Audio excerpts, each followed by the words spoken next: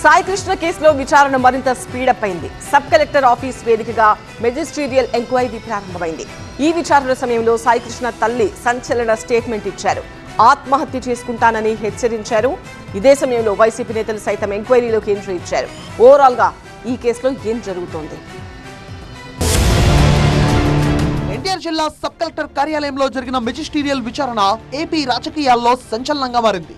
సాయి కృష్ణ కేసుపై sub collector కు ఆర్డీఓకు కీలక ఆధారాలు సమాచారాన్ని అందజేశారు ఆయన తల్లి విజయలక్ష్మి.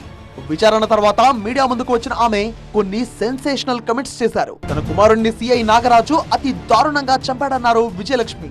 కాళ్లపై మేకులు కొట్టి దారుణంగా హింసించి తన కుమారుణ్ణి చంపాడని చెప్పుకొచ్చారు. కనీసం తన కొడుకు బూడిదైనా అప్పగించండి, లేదంటే నడి రోడ్డుపై ఆత్మహత్య చేసుకుంటారంటూ హెచ్చరించారు. సాయి కృష్ణ గురించి పవన్ కళ్యాణ్ నిజాలు తెలుసుకుని మాట్లాడాలన్నారు విజయలక్ష్మి.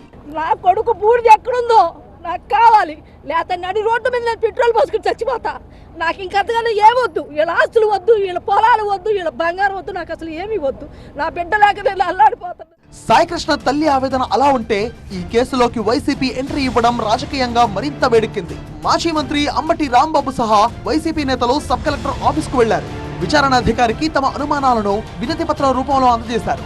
ఈ కేసులో పోలీసుల పాత్ర అత్యంత అనుమానాస్పదంగా ఉందని, పెద్ద తలకాయలను కాపాడేందుకే కుట్ర జరుగుతోందని అంబటి రాంబాబు ఆరోపించారు. ఉన్నటువంటి ఆధారాలను తుడిచిపెట్టి వక్ర మార్గంలో పెట్టే కార్యక్రమం చేస్తుంది. ఎక్కడో దొలడిపోయినటువంటి డెడ్ బాడీ యొక్క ఎముకలు తీసుకొచ్చి పోలీస్ స్టేషన్ పైన పెట్టి ఇక్కడే తగలేసాడు నాగరాజు చెప్పడానికి ప్రయత్నం చేస్తున్నారు.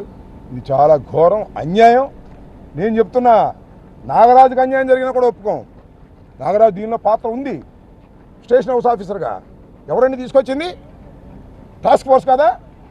అసలు టాస్క్ ఫోర్స్ చంపేసి నాగరాజు మీద పడుతుందని అనేటువంటి అపవాది కూడా ఉంది.